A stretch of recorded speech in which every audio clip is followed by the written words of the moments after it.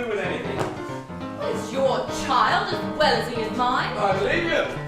Well, where were you?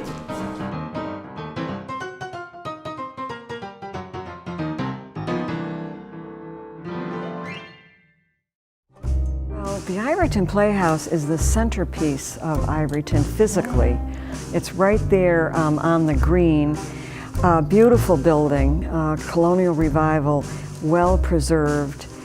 Part of the Ivoryton landscape because Ivoryton is really a quintessential factory village. The Playhouse was interestingly built in 1911 by the Comstock Cheney Company, which were the ivory cutters.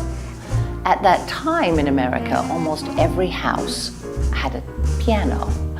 It was like how every house has a TV now. It was the main source of entertainment. Family gathered around the piano at night. So the piano business was a big trade. And they built it for their workers, who often used the upper floor of the Ivoryton store to do theatricals and to have anniversary celebrations and meetings. And this was a booming village. There were tram cars that ran down the street here. There were boarding houses for workers. Really an exciting time for the village of Ivoryton. But with the rise of radio and movies, gradually the demand for pianos became much less. And this factory closed its doors, I think, at the end of the 1920s. And so this building was shuttered up. They no longer needed a community hall. But in 1930, a man from New York by the name of Milton Stiefel, he was a stage manager for a guy called David Belasco. And he found the Playhouse dark and offered to lease it from Comstock Cheney Company, which he did from 1931 until he purchased it in 1938. It was not a bright idea. Most people thought it was crazy because Ivoryton was in the middle of nowhere. It wasn't right beside a train track. It wasn't an easy place for people to get to. Nobody had heard of it. But he opened it. He opened it in 1930, and we've been going ever since. Those first few years, he had a repertory company that did one show or one cast, and they would do 5 shows during the course of the summer. It was a summer theater from the 30s right up until 2005. We've been operating it as a year-round theater since, I think, 2006. The only time that the theater was dark was during World War II. And after the war is the period that most people remember, when big stars from New York came, and those were prepackaged shows. For a long time, Ivoryton being just a sleepy little village, this was the most exciting thing. In the summer, all the big stars came here because there was no air conditioning. So all of the big stars wanted to get out of the city. So they came here. They would tour up the East Coast. They'd stay at little seaside towns, little villages. It gave them a chance to play with new works. So for Ivoryton, it was a very exciting place to be in the summer. I remember coming to see Julie Harris in A Shot in the Dark.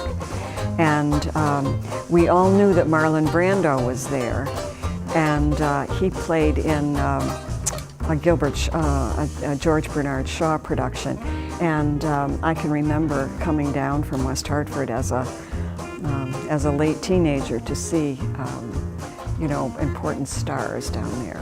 The very first year that Milton Stiefel opened this place, Katharine Hepburn, who was just a young girl, lived in Hartford with her father, who was a doctor, and had begun acting and been taking little parts in plays. She came to Milton Stiefel and she said, "I want to be the lead." And he said, "Who are you? You're too young and nobody knows you." And she said, "If you make me the lead, my father will bring down crowds of people from Hartford and they'll fill your theater, and you need that. So take a risk." And he did. And she was fantastic. And of course, we know she went on from there to Hollywood. So that was the first big star, though she wasn't a big star when she appeared here. It's not that high, Mother. I know, dear. It's not bad, really. What is it, 9 flights? So we committed to doing a whole variety of shows. We don't fit into like big regional theatres. We have a very small budget. We're in a very small town. So, and in a very small town, there's all kinds of different people. Old people, young people, people who find musicals wonderful, people who hate musicals. So we try and do a season that has something for everybody. Plus we do kids shows in the summer on Friday mornings, and the Christmas show, which is for non-professional actors to come and have a chance to perform. But we do some phenomenal work, and we get some terrific actors who come here because they love working in a small theater. When we bring actors here, we listen to them. We try and help them, you know, contribute to the show, and they have a great time when they're here. And it provides a wonderful contribution. I mean, short of, you know, south of the Goodspeed, there really isn't too much else in the way of live theater. Well, this is a crazy business. We put on 8 productions a year. 7 of them are professional, and then 1 is a community show. Each production has 2 weeks rehearsal and 3 to 4 weeks of performance. So essentially what we do every 5 to 6 weeks is we build a business, we hire actors, we hire designers, we hire directors, we build a set, we send out marketing, we sell tickets, and at the end of the 5 weeks, it all goes, it all disappears, and we start again. I think that having a professional theater that almost year-round now produces quality productions is a great bonus and improves the quality of life for everybody in the greater Shoreline area. So it's very important to keeping that corner of Essex alive artistically, I think. So we're so fortunate to have that right in our community. So that tradition of bringing stories and actors and a whole sense of the big city life to the village has been a tradition here for a long time.